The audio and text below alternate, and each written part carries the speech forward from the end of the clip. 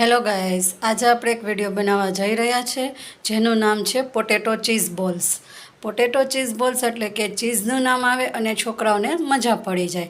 તો આ ગરમીની મોસમમાં તમને આજે લેડીઝોને આપણને રસોડામાં બહુ જાજીવાર રહેવું ગમતું નથી, તો આપણે એવી વિચાર કરતા હોય કે જલ્દી બની જાય તેવી આપણે વેરાયટી બનાવીએ. તો જેથી કરીને આપણે થોડીક અગાઉથી પ્રિપરેશન કરી રાખીએ કે બટેટાને આમાં એવું છે કે પોટેટો ચીઝ બોલ્સ એટલે પોટેટો મતલબ બટેટાને તમે બોઇલ કરી રાખો અને પછી તમે તેની છાલ કાઢી અને તેમાં તમે મસાલા બધા કરી લ્યો અને એના બોલ્સ વાળીને રાખી દો. પછી જ્યારે તમારે જમવા બેસવું હોય ત્યારે તમે તેમાં ચીઝ ઉમેરી અને સેલો ફ્રાય કરી લ્યો અથવા તો ડીપ ફ્રાય કરી લ્યો તેલમાં, તો તમે ઇન્સ્ટન્ટ 5 મિનિટમાં તમારા પોટેટો ચીઝ બોલ્સ રેડી થઈ જાય એવી આ વેરાયટી છે. તો હવે હું તમને તેની આગળ રીત જણાવવા જઈ રહી છું. Okay friends. હેલો ફ્રેન્ડ્સ, આજે આપણે એક વિડીયો બનાવવા જઈ રહ્યા છીએ જેનું નામ છે પોટેટો ચીઝ બોલ્સ. અહીંયા મેં બોઇલ કરીને 4 બટેટા એટલે કે પોટેટો લીધેલા છે. તો હવે આપણે તેને મેચ કરીશું એટલે કે છૂંદો કરીશું. Okay friends. અહીંયા આપણે 1/2 ટીસ્પૂન નમક ડાલીએ એટલે કે મીઠું ડાલીએ છીએ. 1/2 ટીસ્પૂન જીરો શેકેલાનો પાવડર નાખીએ છીએ. 5 ચમચી ચીલી ફ્લેક્સ નાખીએ છીએ.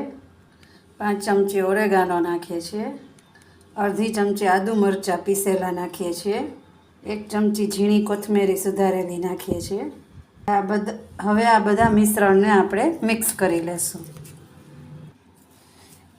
આ રીતે આપણે થોડોક માવો હાથમાં લઈને તેનો આ રીતે આપણે ગોળો વાળી લેશું. એટલે આપણે બટેટાના માવાના બધા આ રીતે બોલ્સ વાળી લેશું. તમે જોઈ શકો છો કે આપણે આ રીતે બટેટાના બધા બોલ્સ વાળી લીધા છે. હવે અહીંયા આપણે એક વાટકીમાં 2 ચમચી જેવો કોર્નફ્લોર લઈએ છીએ સેલેરી બનાવવા માટે. તો આપણે તેમાં પાણી નાખીને તેની સેલેરી બનાવશું. તો આ રીતે તમે જોઈ શકો છો કે આ રીતે આપણે કોર્નફ્લોરમાં પાણી નાખીને આવી પતલી સેલેરી બનાવવાની છે. અહીંયા આપણે આવું અમૂલનું ચીઝ ક્યુબ લઈએ છીએ, તેના આપણે 4 પીસીસ કરીશું. તો અહીંયા આપણે આ રીતે અમૂલના પીસીસ કરેલા છે ચીઝ ક્યુબના. હવે આપણે તે જે પોટેટો બોલ્સ કરેલા છે તેમાં આપણે વચ્ચે નાખીશું. અહીંયા આપણે ગેસ ચાલુ કરેલું છે, ગેસ ઉપર કઢાઈ મૂકેલ છે, તેમાં આપણે તેલ મૂકેલ છે. તેલ આપણું ગરમ થાય છે ત્યાં સુધીમાં આપણે આ રીતે બટેટાની જે આપણે લાડુ કર્યો તો બોલ્સ તે આ રીતે તેની થેપલી કરવાની છે. તેમાં આ રીતે વચ્ચે ચીઝ ક્યુબ મૂકવાનું છે. પછી તેને આ રીતે ગોળ ગોળ ગોરીંડું વાળી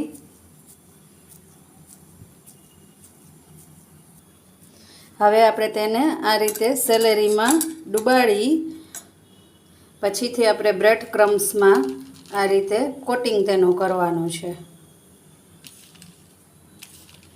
તમે જોઈ શકો છો કે આ રીતે આપણે બ્રેડ ક્રમ્સનું કોટિંગ કરવાનું છે. તો આ રીતે આપણું પોટેટો બોલ્સ રેડી છે. તો આ રીતે આપણે એક પછી એક બનાવતા જઈશું. હવે આપણે તેને આ રીતે તળીશું. આપણે આ રીતે ગોલ્ડન બ્રાઉન થવા આવે એટલે આપણે તેને કાઢી લેશું. તમે જોઈ શકો છો કે એનો અવાજ કેવો કડકડો આવે છે અને આ રીતે ગોલ્ડન બ્રાઉન આપણા થઈ ગયા છે પોટેટો બોલ્સ. અહીંયા હું તમને એક ચીઝ બોલ્સ આ રીતે ખોલીને બતાવીશ. તો તમે જોઈ શકો છો કે આપણું ચીઝ મેલ્ટ અંદર થઈ ગયેલું છે. તો છે ને મસ્ત ફ્રેન્ડ્સ. ઓકે. હેલો ફ્રેન્ડ્સ, આપણે જે પોટેટો બોલ્સ બનાવીએ છીએ પોટેટો ચીઝ બોલ્સ, તે હું તમને ચખાડીને બતાડીશ કે કેવા થયા છે.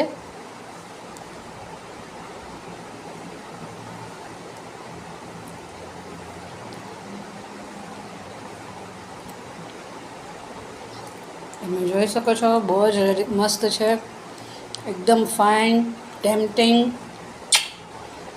ફૂલ લાજવાબ એવા બનેલા છે.